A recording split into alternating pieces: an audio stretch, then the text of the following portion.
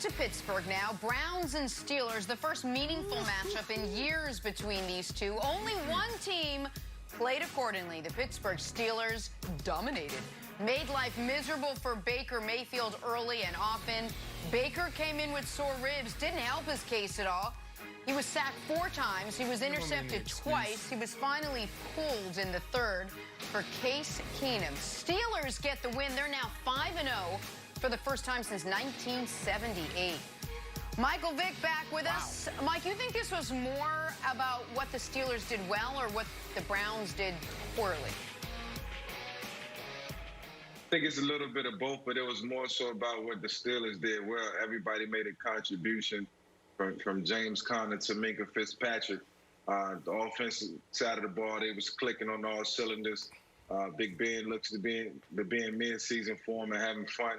And the defense is just playing lights out. I think we talked about them last week, but they had a big reason that this Pittsburgh Steelers team is able to thrive each and every weekend.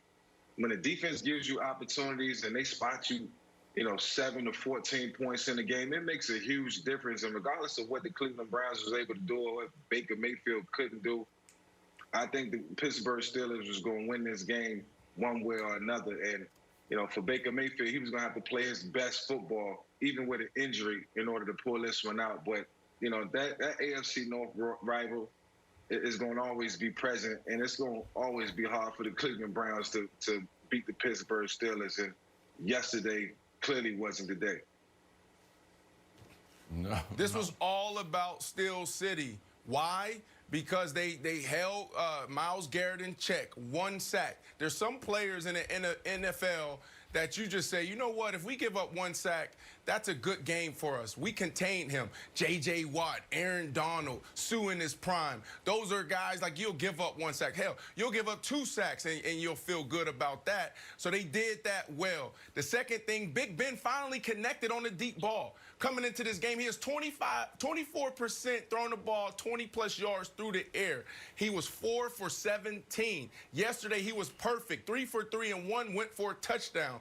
And the last thing they did well and why they won is because they stopped the run game. We talked about this. If they make Baker Mayfield and this team one-dimensional, they will have no chance. The Cleveland Browns will have no chance. So you look at how they came into this game, averaging 188 yards a game, and yesterday was 75 yards. That was an unbelievable display of defense. That front 7 from the Pittsburgh Steelers, they're one of the – it's either them, the Bucks, as far as the best front 7 out there. I think the Bucks front 7's really good. I don't think anything's close to the Steelers front 7. To me, the Steelers front 7 is the best unit in football. Offensive, defensive, special teams, take every team in the league. Who does what they do best the best? Right now, it's that Steelers defense in their front 7. That was the story of yesterday's game more than anything. And by the way, as a Chiefs fan and someone who has already bet on and damn near guaranteed a Chiefs Super Bowl at least appearance, if not victory, the Steelers concern me because of the way they can get to the quarterback. But Jenna, ask the question you actually want to ask. This part is not interesting to you. Ask the question you actually want to ask, Jenna. Go ahead, Jenna. I honestly am fascinated in the future of Baker Mayfield. I don't know if he's legit, if he's here to stay, or if it's all temporary because he had a flash in the pan. I just want to know about this Browns team and if they are a real Browns team or if they're sort of a kind of a shell of who we think they are. Go ahead, Nick. No, well, I think the question you're trying to ask is, should Case Keenum be the starter? Should the Browns that's what would happen if we find out that Baker's not the guy. Mike, we got into it earlier. Mike, me and Nick got into it earlier. Just don't down take the jury pool. Let's just see what Vic thinks. Don't take the jury pool. Okay. Vic, should Baker Mayfield stay the starting quarterback, or should they go to Case Keenum? Baker Mayfield has to remain the quarterback because, what's the difference between Baker and Case Keenum? I don't think it's a big difference. Hold on, let me back up for a second. Case Keenum is a solid quarterback. He's legit, and he's better in situations where he's coming off the bench and having to play from behind and taking over a team who needs a little bit of hope, sort of a Nick Foles type of situation. You know, I view Case Keenum as that type of quarterback, but I just think it's too early. I still like what Baker can present each and every Sunday. It just has to be more consistent, and it has to show up in bigger moments like the game against the Pittsburgh Steelers. Here's my issue, Mike, and this is why Nick Wright and I, if we were actually in studio and not virtual, it would have been interesting because I feel that they're better off with Case. Why? Because you're asking, anybody can operate this offense. Anybody can ask the quarterback to hand it off 40 times a game and throw it only 15 times a game. So when you look at being the Cleveland Browns and never been in this position, well, haven't been in this position in 50 years, you're 4-2, you have an opportunity. You own the wild card spot right now. And you got this quarterback who can't go through just the fundamentals of reading a defense. If you look at that pick, this is classic 2 slants and 1 to the flat. Versus zone, you go inside, outside. Versus man, you go flat to the outside guy. You have Odell wide open. He made the wrong read. This is the fundamentals. You know you're going against a zone blitz team. You know what's going on here. And this is where I think Case has the advantage, because when you play against the really good teams, now it's not about just the run game. It's about, can you manage the passing game in situational football? Red zone offense, third down offense, 2-minute offense. Yeah. And Baker hasn't been able to show that. So that's the reason I go with Case, because he has an edge there. Hold on. I understand what you're saying. I understand what you're saying, Brandon, but Baker got real quick. Baker got real impatient yesterday. Once he got behind the 8 ball in terms of the score, he started pressing really, really hard and making ill-advised throws. And I'm saying to myself as I'm watching the game, Baker, just calm down, take it one play at a time. You don't have to get it all back in one play. But here's the problem. Listen, okay, this is a bigger discussion than just the Steelers game.